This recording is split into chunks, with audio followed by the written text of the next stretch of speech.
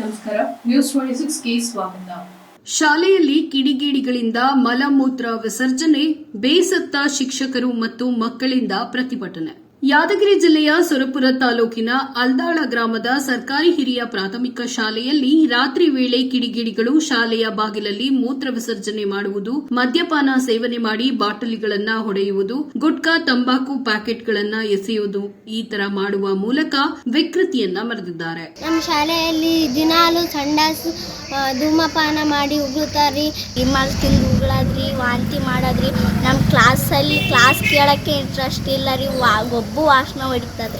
ಈ ರೀತಿಯ ಘಟನೆಗಳು ನಿರಂತರವಾಗಿ ನಡೆಯುತ್ತಿವೆ ಎಂದು ಶಾಲೆಯ ಮುಖ್ಯ ಶಿಕ್ಷಕ ಬಸವರಾಜ್ ಅವರು ಆರೋಪಿಸಿದ್ದಾರೆ. ಬುಧವಾರ ಮಧ್ಯಾಹ್ನ ಶಾಲೆಯ ಶಿಕ್ಷಕರು ಹಾಗೂ ಮಕ್ಕಳು ಸುರಪುರ ಪಟ್ಟಣದ ಕ್ಷೇತ್ರ ಶಿಕ್ಷಣಾಧಿಕಾರಿಗಳ ಕಚೇರಿಗೆ ಆಗಮಿಸಿ ಪ್ರತಿಭಟನೆಯನ್ನ ನಡೆಸಿ ಘಟನೆಯ ಕುರಿತು ಬೇಸರವನ್ನು ವ್ಯಕ್ತಪಡಿಸಿದ್ದಾರೆ. ಕೂಡಲೇ ಅಂತ ಕಿಡಿಗೇಡಿಗಳನ್ನ ಪತ್ತೆ ಹಚ್ಚಿ ಕ್ರಮ ಕೈಗೊಳ್ಳಬೇಕು, ಶಾಲೆಗೆ ಸಿಸಿಟಿವಿಯನ್ನ ಅಳವಡಿಸಬೇಕು ಎಂದು ಆಗ್ರಹಿಸಿದ್ದಾರೆ. ಶಾಲೆಯಲ್ಲಿ ಮಲಮೂತ್ರ ವಿಸರ್ಜನೆ ಮಾಡುವುದನ್ನ ಶಿಕ್ಷಕರೇ ಸ್ವಚ್ಛಗೊಳಿಸುತ್ತಿದ್ದು, ನಮಗೆ ಆ ಶಾಲೆಯ ಕೆಲಸ ಮಾಡುವುದೇ ಬೇಡ ಅನ್ನಿಸುತ್ತಿದೆ ಅಂತ ಶಾಲೆಯ ಮುಖ್ಯ ಗುರು ಬಸವರಾಜ್ ಬೇಸರದಿಂದ ಮಾತನಾಡಿದ್ದಾರೆ. ಶಾಲೆಯ ಎಸ್ಡಿಎಂಸಿ ಅಧ್ಯಕ್ಷ ಮುಖಂಡ ರಮೇಶ್ ದೊರೆ, ಶಿಕ್ಷಕರು ಹಾಗೂ ವಿದ್ಯಾರ್ಥಿಗಳು ಈ ಪ್ರತಿಭಟನೆಯಲ್ಲಿ ಭಾಗವಹಿಸಿದ್ರು. ಇದೇ ಸಂದರ್ಭದಲ್ಲಿ ಕ್ಷೇತ್ರ ಶಿಕ್ಷಣಾಧಿಕಾರಿಗಳಿಗೆ ಮನವಿಯನ್ನ ಸಲ್ಲಿಸಿದ್ರು. ವರದಿ ರಾಚಪ್ಪ ಎಸ್ ಕುಂಬಾರ್, ನ್ಯೂಸ್ 26 ಕನ್ನಡ, ಸುರಪುರ.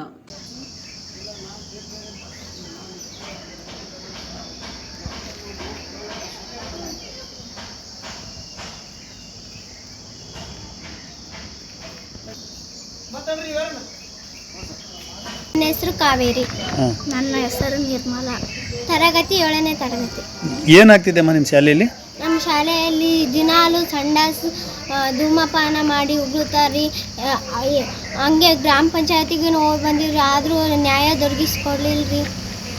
ಹಂಗೆ ಇದು ಇಮ್ಮಲ್ ತಿಂದು ಉಗುಳಾದ್ರಿ, ವಾಂತಿ ಮಾಡಾದ್ರಿ. ನಮ್ಮ ಕ್ಲಾಸ್ ಕೇಳೋಕ್ಕೆ ಇಂಟ್ರೆಸ್ಟ್ ಇಲ್ಲ ರೀ, ಒಬ್ಬು ವಾಸನ ಹೊಡಿತದೆ. ಅದು ನಾವು ಬೆಳೆಯಲ್ರಿ, ಮುಖ್ಯೋಪಾಧ್ಯಾಯರೇ ಬೆಳಿಬೇಕಂತ ಪರಿಸ್ಥಿತಿ ಬಂದೈತಿ. ನೀವು ನ್ಯಾಯ ದೊರಕಿಸ್ಕೊಡ್ಬೇಕ್ರಿ, ಇಲ್ಕಂದ್ರೆ ನಾವು ಇಲ್ಲೇ ಕೂಡ್ತೀವ್ರಿ, ಎಷ್ಟೊತ್ತಾದ್ರೂ ಹೋಗಲ್ರಿ.